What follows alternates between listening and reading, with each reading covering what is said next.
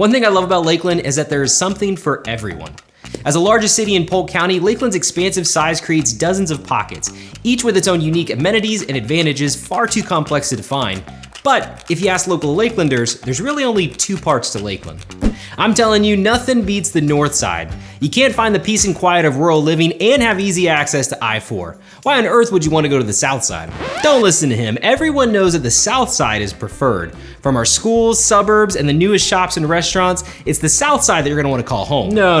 North side is much better. No one's going to want to go to the south side. That's right, the Swan City has an internal rift, one where each side thinks that their part of the city is best.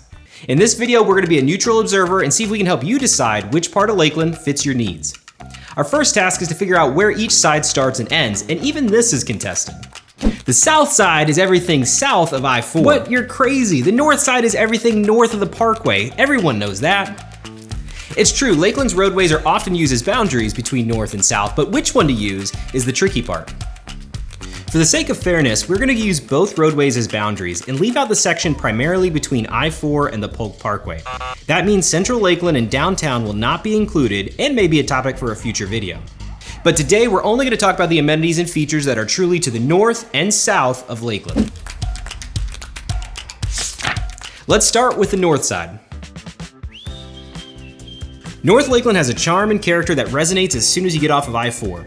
The more rural and laid-back feel of North Lakeland is most evident in the area of Kathleen, with many Lakelanders living here for generations. The long connection with the land here means development has been a bit slower, and usually seen with a bit of pushback, as Kathleen is one of the last few places in Lakeland where you can find sprawling acreage and livestock. It's not to say that the north side is devoid of modern amenities, as its main artery, US 98, is filled with shops, restaurants, and Lakeland's largest shopping mall. The north side is also closest to I-4, meaning that if you have to commute east or west, you can reach the interstate quicker than anywhere else in Lakeland. Homes on the north side do have a slightly lower median sales price than that of the south, so if you are looking to buy your first Lakeland home, your dollar will go further. Now let's take a look at the south side. South Lakeland is most notable for its suburbs. With communities like Christina, Highlands, and the newest Southwest developments along Pipkin, the south side is full of residential options.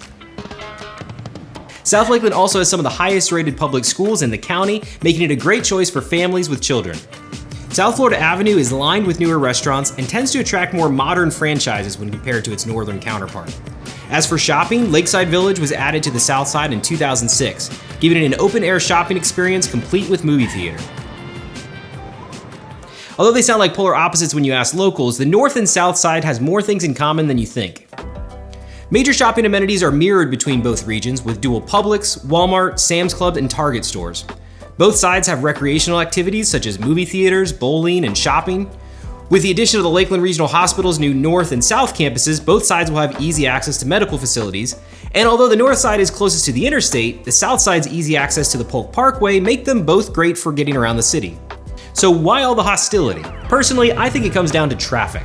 For most Lakelanders, it's faster to get to Winter Haven or Davenport than it is to get from the north to the south. With South Florida Avenue and Highway 98 being a logjam of traffic lights, most Lakelanders prefer just to stay in their side of town. It's not to say that one is inherently better than the other, but since they each have equal amenities, it doesn't make much sense for Lakelanders to travel to the other side. And thus, these divisions start to grow. You could argue that there are some cultural differences between the two sides, but even those are diminishing. There have been so many people moving to Lakeland that the growth and diversity of the city is being felt across its entirety.